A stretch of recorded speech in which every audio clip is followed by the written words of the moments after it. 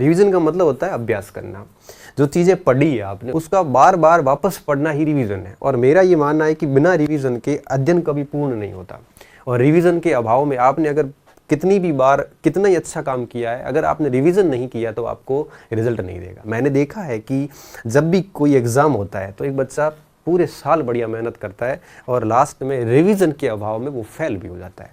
तो रिवीजन किसी भी सफलता में सबसे ज़रूरी कारक होता है। इस रिवीजन को आखिर कैसे किया जाए ताकि हमारे लिए एक प्रकार से परफेक्ट तरीके से काम हो जाए। देखो, रिवीजन करने के बहुत सारे तरीके हैं। मुझे सबसे बेस्ट क्या लगता है मैं वो बताता हूँ। सबसे पहली चीज़, जब आप पहली बार कोर्स पढ़ रहे हो, पहली बार पाठ्यक्रम पढ़ रहे हो, तो जब आपने शुरू किया, जैसे अभी रीट स्टार्ट किया है या फिर फर्स्ट ग्रेड की तैयारी शुरू की है या कॉलेज लेक्चर की तैयारी शुरू की है, तो जब पहली बार आप कोर्स पढ़ते हो तो निश्चित रूप से आप साथ साथ में 2 विषय लोगे। तो 1 या 2 विषय तो साथ में लोगे, क्योंकि एक विषय में बोर हो जाते हैं, क्योंकि एक विषय आप लंबे समय तक पढ़ोगे, फिर दूसरा विषय लोगे, फिर तीसरा लोगे, ऐसे करोगे तो पहला विषय वापस भूल जाओगे, ये बहुत दिक्कत होती है। तो कम से कम 2 विषय तो अपने साथ लीजिए। एक मॉर्निंग शिफ्ट में ले लो, एक इवनिंग शिफ्ट में ले लो, कम से कम 2 विषय तो आप साथ में रखिए। अब इनको करना क्या है, जैसे मान लो अब यहाँ पे 2 टाइप से 2 चीज़ें हो सकती है। सबसे पहली चीज़ ये कि कम से कम 6 दिन आपने जो पढ़ा, 6 डेज, जैसे मान लो कि आपने इतिहास ली और प्राचीन भारत में आपने 6 दिन में एक सिंधु घाटी और वैदिक काल 2 पाठ पढ़ लिए। अब 6 दिन में 2 पाठ पढ़ लिए और इधर आपने भूगोल ले ली और इस ज्योग्राफी में आपने अक्षांश देशांतर और पृथ्वी की गतियाँ पढ़ ली जैसे मान लो। तो 6 दिन के अंदर आपने इन 6 दिनों में भूगोल के 2 पाठ पढ़ लिए और इतिहास के भी मान लो 2 पाठ पढ़ लिए। तो अब आपका 7वें दिन क्या करना है, आपको 7वें दिन आप क्या करोगे, 7वां 8वां 9वां हो सकता है 1 दिन में रिवीजन कर लोगे, 2 दिन कर लो, 3 दिन कर लो, और क्या। तो जब आप 6 दिन में जो पढ़ा वो फिर आप 7वें 8वें 9वें 2 दिन 3 दिन, 1 दिन में होता तो 1 दिन ही सही, कोई 2 दिन में करेंगे तो 2 दिन ही सही, कोई 3 दिन में करेगा तो 3 दिन। मैं कहूँगा कि आप 6 दिन पढ़ो और 7वें दिन रिवीजन करो। तब बच्चे का मैसेज आता है, सर 1 दिन में पूरा नहीं होता तो भाई 2 दिन में कर ले, सर 2 दिन में पूरा नहीं होता तो 3 दिन में कर ले, इसमें पूछना क्या है। तो वापस 2-3 दिन रिवीजन कर लो। उसके बाद में रिवीजन कर लिया एक बार, फिर आगे 6 दिन और पढ़ लो। फिर आगे 6 दिन में जैसे 2-4 टॉपिक और पढ़ लिए, फिर उसका वापस 1-2 दिन रिवीजन कर लो। ऐसे कर करके आप एक बार ये दोनों विषय पूरे कर लो। हर 6 दिन पढ़ो, 6 दिन के बाद 2 बार रिवीजन कर लो, 1 बार रिवीजन कर लो। ऐसे करते करते जैसे ही 2 विषय पूरे हो जाएंगे तो निश्चित रूप से आपका कोर्स काफ़ी कुछ अच्छा हो जाएगा। फिर क्या करना है, फिर जैसे मान लीजिए कि आपकी पूरी पेपर में, जैसे मान लो आप किसी 2nd ग्रेड की तैयारी कर रहे हैं, 1st ग्रेड कर रहे हैं, मान लो टोटल 8 विषय है, तो ऐसे 2 विषय जैसे पढ़े हैं वैसे अगर आप सारे के सारे विषय ऐसे कर लो, 3 4 5 से ज़्यादा विषय मेरे हिसाब से किसी में नहीं है, क्योंकि मैक्सिमम 5-6 विषय से ज़्यादा किसी में होते नहीं है। और 6 विषय होते हैं तो फिर उसमें पार्ट भी बहुत छोटा छोटा हो जाता है। जैसे पटवारी की बात करें तो उसमें भी बहुत छोटे छोटे पार्ट है, बहुत बड़े बड़े पार्ट नहीं है। तो ऐसा पहली बार जब ऐसे कोर्स पूरा करोगे तो निश्चित रूप से 3-4 महीने का समय लगेगा। क्यों? क्योंकि ये 2 विषय पूरे होने में 1.5 महीने का समय लग जाता है, फिर 1.5-2 महीने के समय 2 विषय और 3, और फिर 1.5 महीने का समय और, तो करीबन 5-1 महीने लग जाते हैं। जब 5-6 महीने लग जाते हैं जब हम पहली बार कोर्स पढ़ते हैं। तो पहली बार कोर्स जब पढ़ते हैं तो हमें रिवीजन सामान्यतः 6-7वें दिन कर लेना चाहिए। सामान्यतः बता रहा हूँ, ऐसा जरूरी नहीं है, कोई नियम नहीं है। आपको ठीक ठाक याद रहता है तो आप 10वें दिन 15वें दिन भी कर सकते हो। अब बात आती है जब आप दूसरी बार कोर्स शुरू करो। एक बार तो ऐसे पूरा कर लिया, अब आपने दूसरी बार कोर्स स्टार्ट किया।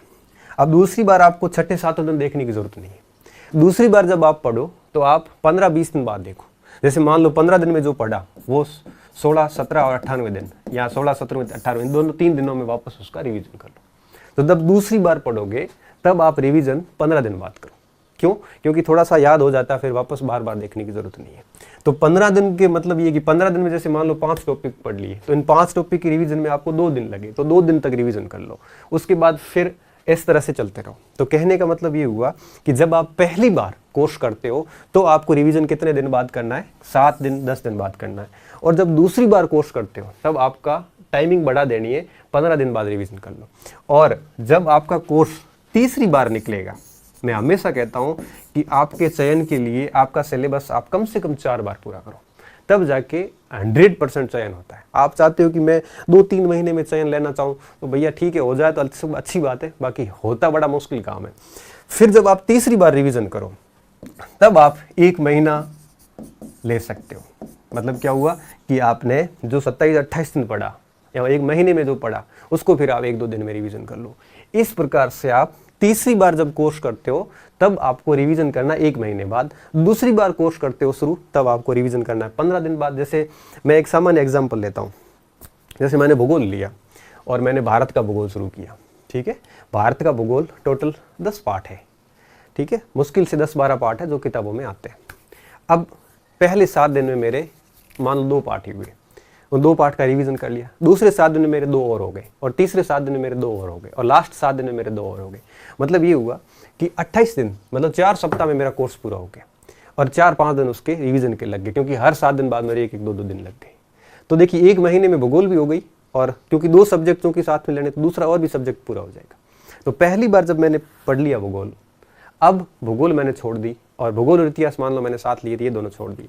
अब दूसरे महीने मैंने पॉलिटी और इकोनॉमिक्स ले लिए, तीसरे महीने मैंने 2 और सब्जेक्ट ले लिए। ऐसे करके पहला पूरा 3 महीने तक ऐसे पूरा कोर्स कर लो एक बार, ठीक है।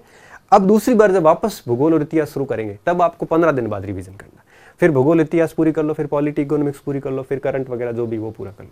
ये दूसरी बार पूरा कोर्स हो गया। फिर आप आ जाओ तीसरी बार पे, जब तीसरी बार कोर्स करोगे तब महीने बाद देख लो। तो इस प्रकार से फिर और टाइम मिलता है तो चौथी बार कोर्स करो, और चौथी बार कोर्स करते हो तब आपको 1.5 महीना 2 महीने में वापस थोड़ा थोड़ा रिवीजन कर लोगे। 1.5 महीने में जो पढ़ा, और मुझे पता है कि 1.5 महीने में पूरा विषय हो जाता है, तो पूरा विषय पढ़ने के बाद उसका 2-4 दिन वापस रिवीजन कर लो। अगर ऐसे कोई स्टूडेंट चला है तो फिर ये शिकायत हमेशा के लिए खत्म हो जाएगी कि सर मुझे मेरी परीक्षाओं में गलतियां होती है, ये शिकायत कभी नहीं रहेगी। यहाँ पे एक और छोटा कन्फ्यूजन आपको रह सकता है कि जैसे मान लो कि फर्स्ट ग्रेड है या फिर कोई भी परीक्षा है जिसमें 6 विषय हैं टोटल परीक्षा के सिलेबस में, तो 6 विषय है तो सर क्या करें, 6 विषय तो कोई बात नहीं, पहले 2 विषय ले लो, 2 विषय पूरे करो, 7 दिन पढ़ो, 7 दिन पढ़ो, फिर रिवीजन करो, ऐसे करते करते 2 पूरे करो, फिर दूसरे 2 नए विषय लो, उनको फिर पूरा करो, फिर दूसरे 2 विषय लो, फिर पूरा करो। ऐसे करते करते 4-5 महीने में एक बार पूरा कोर्स हो जाएगा। फिर दूसरी बार आओ, 14 फिर 2 विषय लो, 14 दिन पढ़ो दोनों को, फिर उसका रिवीजन करो, फिर 14 दिन पढ़ो, 15 दिन पढ़ो, फिर रिवीजन करो। ऐसे करके दूसरी बार पूरा सिलेबस पढ़ लो, फिर तीसरी बार, फिर चौथी बार। अगर ऐसा करते हो आप तो फिर क्या होगा कि रिवीजन कितनी बार हो जाएगा, हर बार रिवीजन एक साथ में चलेगा। पहली बार पढ़ोगे तब भी रिवीजन होगा, दूसरी बार पढ़ोगे फिर रिवीजन होगा, तीसरी बार फिर रिवीजन होगा, चौथी बार भी रिवीजन होगा। इसमें एक बार टाइम लगता है, 6-7 मिनट टाइम लगता है। अब वैसे भी आपके कौन से एग्जाम अभी है आसपास में, अभी भी कोई एग्जाम नहीं आप आसपास में, 4-4 5-5 महीने पढ़े हैं, और निश्चित रूप से आपने सिलेबस तो 1-2 बार पढ़ा ही है पहले। तो इस प्रकार से काम किया जा सकता है। ये तो बात होती है एकदम नए विद्यार्थी के लिए। अब जो ऐसे बीच में लटके हुए पड़े हैं जिनके पता ही भी नहीं है कि कितना कोर्स हुआ है, इनको तो कुछ अंदाजा ही नहीं है कि कोर्स पढ़ा कितना है और छोड़ा हुआ कितना है, तो ऐसे विद्यार्थियों को तो मैं इतना ही कहूँगा कि आप नई शुरुआत कीजिए 2 विषय लेके। जैसे रीट है तो आप एक लैंग्वेज ले लो, एक साइकोलॉजी ले लो, नई शुरुआत कीजिए, 2 विषय पूरे कीजिए। इस तरह से पहली बार कोर्स कर, आप ऐसे ही मान के चलिए कि मैं पहली बार ही पढ़ रहा हूँ, आप 7 दिन में ज़्यादा पढ़ोगे तो 2 दिन रिवीजन कर लोगे, तो आपका प्रथम बार में कोर्स है वो 1-2 महीने में फटाफट हो जाएगा। फिर दूसरी बार फिर कर लोगे, 4-5 बार पहले भी किया हुआ होगा।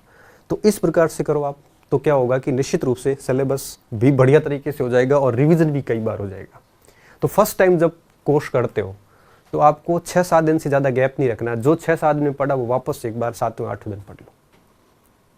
और जब दूसरी बार करते हो तो थोड़ा गैप बढ़ा दो, 15 दिन का गैप कर लो। क्यों? क्योंकि काफ़ी चीज़ें याद होती है तो 15 दिन बाद में भी करोगे तो भी दिक्कत नहीं। तीसरी बार पढ़ते हो तब 1-1.5 महीने का गैप डाल दो। बस किसी भी सूरत में 2-2.5 महीने से ज़्यादा का गैप होना नहीं चाहिए, नहीं तो आप भूल जाओगे।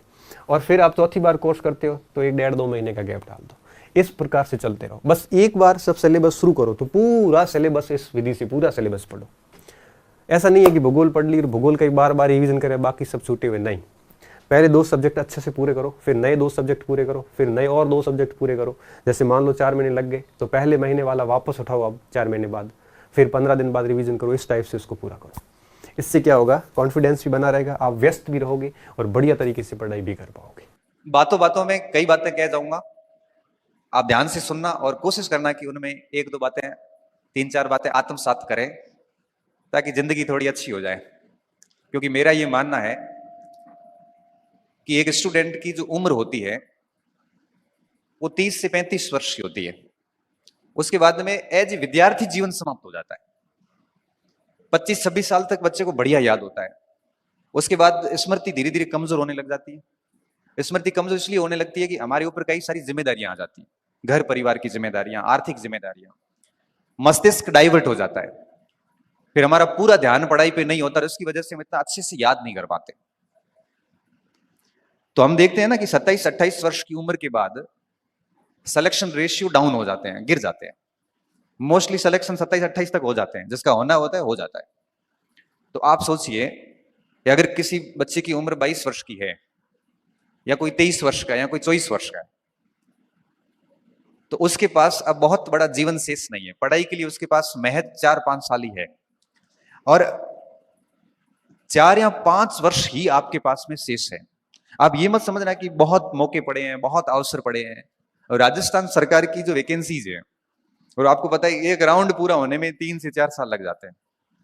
मतलब आपकी एक गलती आपको सीधे 6 साल पीछे कर देती है। मतलब कोई 23-24 साल का स्टूडेंट था, कुछ गलतियां करके फेल हो गया, तो वापस वो सीधा 28 साल का होगा। और फिर नई जनरेशन आती है तो उनको कॉम्पीट करना इतना आसान नहीं होता। तो आप सबसे पहली चीज दिमाग में ये रखना कि आपके पास बहुत अधिक समय नहीं है। और मुझे जहां तक समझ में आ रहा है कि आप सभी 20 से 25 के बीच के हैं, और 20 से 25 के जो बीच के हैं, तो आपके पास में मान के चलिए मैक्सिमम 3 से 4 साल का समय है। और कल्पना करके देखना आप कि अगर आप जिसकी तैयारी कर रहे हैं उसमें अगर आपका नहीं होता है, तब आप क्या करेंगे? कौन सा रोजगार करेंगे? लोगों को कैसे फेस करेंगे?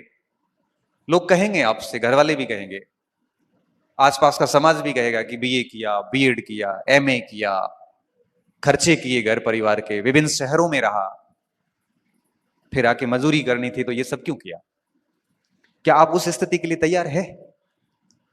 आप सोचिए कि आप अभी अध्यापक के सपने देख रहे हैं, और आप अपनी गलतियों से अगर बाहर होते हैं, तो उसके बाद क्या आपसे मजदूरी होगी? इतना अच्छा पढ़ लिखने के बाद में आप किसी भी दुकान पे या किसी खेती किसानी में, मजदूरी में, आप अपने आप को कभी भी स्वीकार नहीं कर पाओगे, कभी भी स्वीकार नहीं कर पाओगे। क्योंकि पढ़ाई नहीं की है तो दिक्कत नहीं, क्योंकि उसने माइंड सेट कर लिया कि मुझे मजदूरी करनी, बात खत्म। आपने तो बहुत ड्रीम देखे हैं, आपके परिवार ने भी आपसे ड्रीम देखे हैं, आपके समाज ने आपके ऊपर नजरें गड़ा रखी है कि कब फेल हो और इसके मजे लें। जब ऐसी स्थिति में आप अपनी गलतियों से अगर बाहर होते हैं, तो क्या आप 4 साल बाद की आपकी स्थिति को स्वीकार कर पाएंगे? आप सोचना कभी इन चीजों के ऊपर। आप डर जाओगे, वाकई में डर जाओगे कि अगर इन भर्तियों में सिलेक्शन नहीं होता है तो मैं करूंगा क्या? अगर आप बिजनेसमैन है तो टेंशन नहीं है, बिजनेस संभाल लेना। अगर आप बहुत बड़े कृषक के, जमींदार टाइप के, तो ठीक है, खेती किसानी संभाल लेना। अगर आप मध्यम वर्गीय गरीब परिवार से व्यक्ति है, तो सोचना कि बड़ा भविष्य को देखकर डर लगेगा कि यार क्या करेंगे फिर। लाखों की संख्या में बच्चों के फॉर्म आते हैं, पेपर टफ आने लग गए, कंपटीशन बढ़ गया, हर बच्चा तैयारी करता है, घर बैठे ऑनलाइन पढ़ता है, ऑफलाइन पढ़ता है, कोचिंग्स हो गई, सब चीजें हो गई। तो मैं सबसे पहली बात आपको ये समझाना चाह रहा हूं कि आपके पास में बहुत अधिक समय नहीं है। इसलिए ये मस्तिष्क में मत लाना कि और 1-2 ट्राई करते हैं, एक बार और करें, कर लेंगे, अभी अभी यूं ही कर लेते हैं। काम करना है तो लड़ाई आर पार की रखना, नहीं करना है तो छोड़ दो।